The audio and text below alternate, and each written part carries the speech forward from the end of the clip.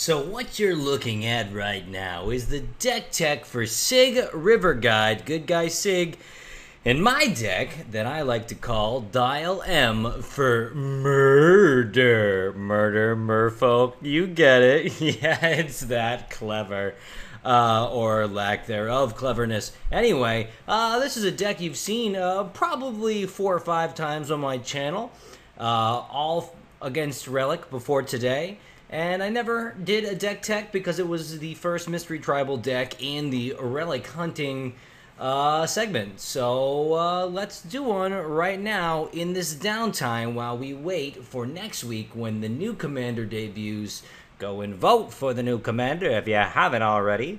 So let's get right to it. There's nothing crazy for land. You've seen all these land before, except perhaps for the Merfolk one. There's a Merfolk specific one somewhere. There you go, Wanderwine Hub. But you know, it's nothing spectacular. It's all good land, and it's all unexciting. Okay, I don't have a whole lot of artifact ramp, and that's because most of my cards are pretty cheap, but I do have some. You can't say no to the Soul Ring ever, and Springleaf Drum is very good in this deck because tapping things is a minor theme for Merfolk. So getting another way to tap a creature and get a benefit from it is nothing but upside. And is there a signet? Whatever, it's a signet. You love it, I love it. Who doesn't love it? Hitler. But besides Hitler, everybody loves it. This is my other artifacts. These are my other artifacts. Door of Destinies, super good. You name Merfolk, obviously. Everything gets real big real fast. You have a lot of tiny Merfolk in this deck that cost next to nothing to come out, plus some recurring tokens. So it's nice to get them huge with the Door of Destinies. Diviner's Wand, I've got quite a few wizards in this deck as well, but even if I didn't, I believe I would still play it because it combos pretty hardcore with the Wanderwine Prophets, in that it gets it another way in if it's the only thing on the board for that one extra turn that could win you the game, because flying is great. And, drawing cards, why not? Quicksilver Fountain, it can enable Island Walk, which is super relevant with Sygg and lots of other guys in this deck. And it also can fuck over your opponent's mana, as you may have seen in a previous game against Relik when he somehow magically got Tron online by like turn 4 in Commander without any tutors. He used magic, and I did too. Quicksilver Fountain.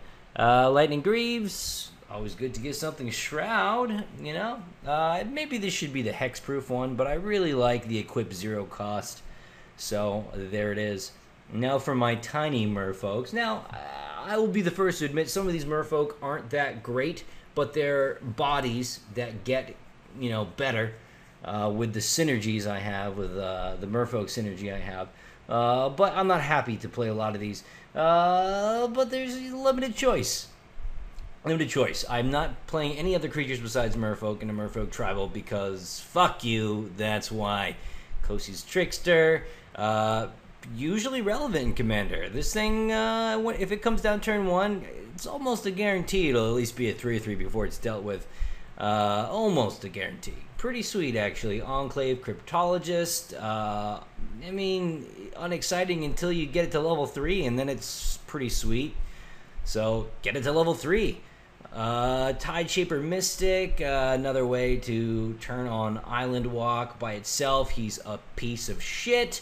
But you know what? You could probably tell that just from his art, because the art is also a piece of shit. I don't like my Merfolk purple. I'm sorry. Marrow Commerce. Technically, Merfolk, look at that tribal enchantment. It's Merfolk. Just because it's an enchantment doesn't mean it isn't a Merfolk tribal thing. And you untap all your Merfolk. That's synergistic. Lots of things get better when they tap or untap.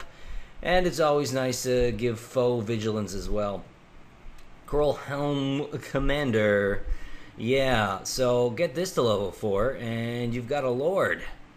And it flies for some reason. What is it? Ride that flying fish in the background? Cool. Judge of Currents.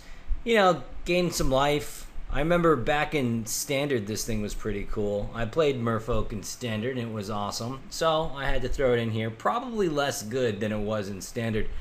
Life isn't as important when everyone's got sleeves of it. But okay, we will play it anyway. Why not?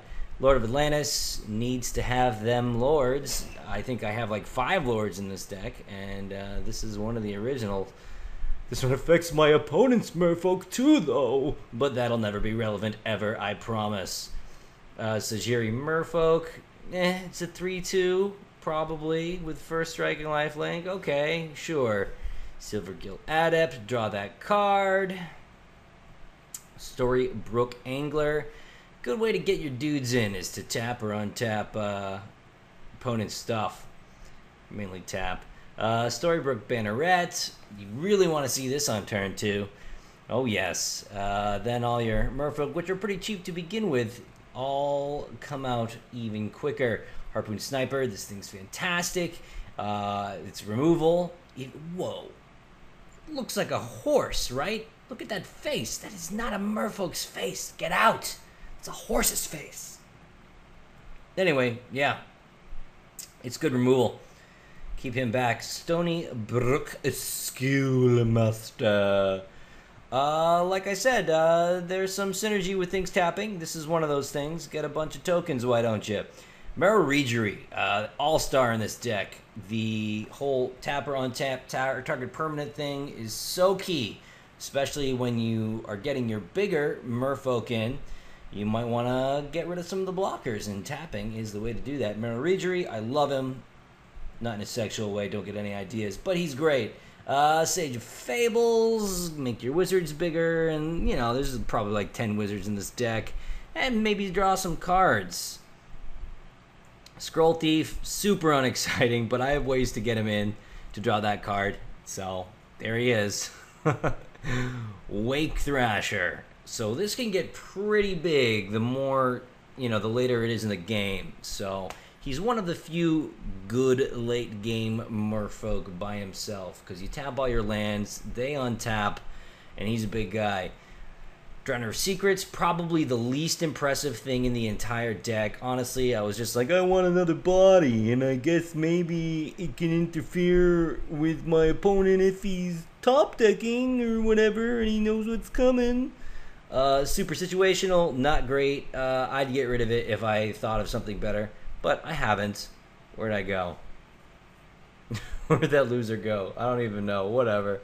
Here's the Merfolk Sovereign, another Lord, and make something unblockable. Good for obvious reasons.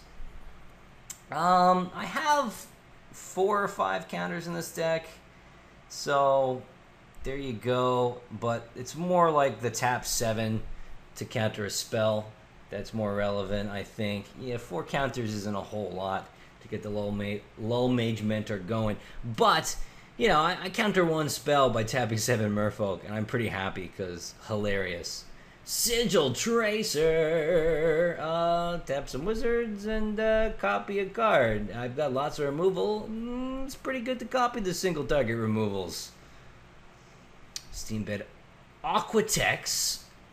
So you give your dude Island Walk and make him bigger. So he's like a straight upgrade pretty much to Tide Shaper Mystic. Well, maybe not straight, because you're only giving it to 1, whereas this is technically everyone who has Island Walk can go in, because you give something. You know what? They work together. They're best friends, and that's where we're leaving it.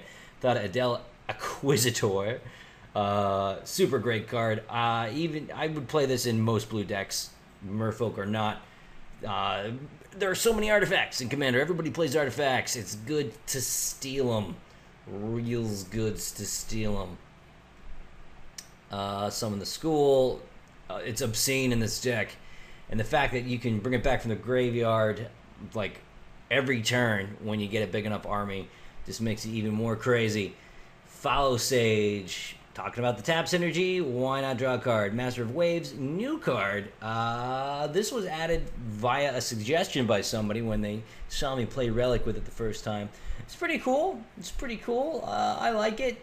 I feel a little bit dirty that a couple elemental creatures will be coming into play, but you know what? They're familiars of this merfolk, so I think it doesn't break the tribal rules. They're kind of extensions, his mind pets, so we'll go with it. Harbinger, it's a tutor for merfolk, sure. Surge Spinner, I remember liking this guy back in Standard too. I don't think we actually got to see him in play yet in like the 4 or 5 games that we've seen of this deck in action, but when we do see it in action, it's gonna be swell. Bouncing stuff is super cool every single turn. Order Spout Weavers. Kinship is an interesting ability, and I've got so many Merfolkians in this deck that probably a good 40% of the time I'm going to be able to give something flying, or rather everything flying. Like 2 big late game Merfolk. Deep Channel Mentor, pretty much drop him, win the game, right? All blue creatures can't be blocked, and I only have 3. I have 3 non-blue Merfolk, so that's super great. Wandering Prophets, it's a disgusting card. I mean, this thing will win the game. It's plain and simple, especially you pair it with Summon the School. Oh, it's just so stupid, man. But, you know, if it works out, you do it. There are certainly easier combos to pull off. And it's not like it's like a one-hit kill combo. You gotta really make the board go in a certain way for it to work out. But man, when it works out, it's amazing. 4 counters, the 2 that put things on the bottom of the deck, which I would really like against commanders. Dissipate. Exile could be relevant against some decks, and Cryptic Command because it's amazing. And 50% of the time, Cryptic Command isn't even going to be used as a counter. Probably about 80% of the time, it's going to be used as a tap all creatures your opponent controls. And this deck. Then I've got my Miscellaneous pile. This is the stuff that is neither here nor there. It's Miscellaneous. Architect's Will. Okay, sure. Let's make something an island and draw a card.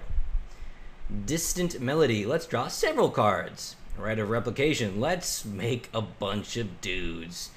The dream, I suppose, is to do this to Wine Prophets or MER-DER. MER-DER probably even better. Opposition. Lots of guys. They need to get in. I've got multiple ways of getting them in already, but what's one more, huh? Opposition. That's the ticket. Tap a dude and tap a dude. Marshall's Anthem. Make your guys bigger, and some graveyard recursion should I need it. And stuff like, oh, what's that? MER-DER? Yeah, if that dies, I definitely want it back. Teferi's Mert. Yeah. Okay, it's a hoser. So, you hose. Sphinx of Revelation, draw a bunch of cards, get a bunch of life. Obviously, that should be in this deck, without a doubt. Alright, now I got my removal. Some of it's artifact enchantment removal, some of it's creature removal, but it's freaking removal, alright? Condemn. You target a Planeswalker. You target a commander with that. Path to Exile. Straight, easy to explain. You kill a dude. Dismantling Blow, draw a couple cards, kill an artifact or enchantment, Oblivion Ring, get rid of whatever, Capsize, Recurring Bounce, Return to Dust, artifacts, enchantments, they're tricksy. Spin into Myth, again, you target a commander if you all possible, but you're not afraid to use it against something else that's crazy stupid that you don't want in their graveyard either. Hallowed Burial, put it all on the bottom. Inundate, oh, the blowouts. Inundate will do that for you. Yeah, you choose blue, obviously. Austere Command, Yet another way to get rid of artifacts and enchantments and perhaps big guys, because almost all my guys are tiny. Like, here down, how many things would die to Austere Command if I didn't pick tiny? 1, 2, 3, 4, 5, 6, 7. That's nothing. Then I've got 4 Planeswalkers. Venser, only because he fits the colors and because his ultimate is great. You get nothing out of the bounce. I mean, the second ability could be relevant. You make Wanderbide and Profits unblockable. That's always gonna be a sweet deal. But really, you're hoping for the ultimate. Bouncing shit isn't that big of a deal at all in this deck. Tamiel, because she's the best Planeswalker ever printed. I don't care what you say. I will believe that forever. She's amazing, and I want to marry her. Don't tell my girlfriend that. So yeah, she's there forever. Jace Beleren, old school Jace Beleren for the card draw. No other reason, just for the card draw. And you know what? You've got so many little guys, you don't even really care sometimes if your opponent draws an extra card. Like, it's okay. You use it twice on yourself first, obviously, but 9 times out of 10, you'll plus 2 it rather than let it die. A Johnny Collar of Pride, straight great in a deck like this. Putting +1/+1 counters on things, little things, is always a deal. And getting something flying in double strike is pretty sweet as well. I will never ultimate it. This is a Merfolk tribal, damn it. There's no business for cats running around. No ultimate for you with Johnny. Yeah, you can be angry about it. I don't care. But anyway, that's the deck tech. Something a few of you at least wanted to see. So there it is. Don't forget to vote again for the next commander on the video that I posted last week. It says vote video in parentheses in the title. And I will see you next week with that new commander and some more fun stuff.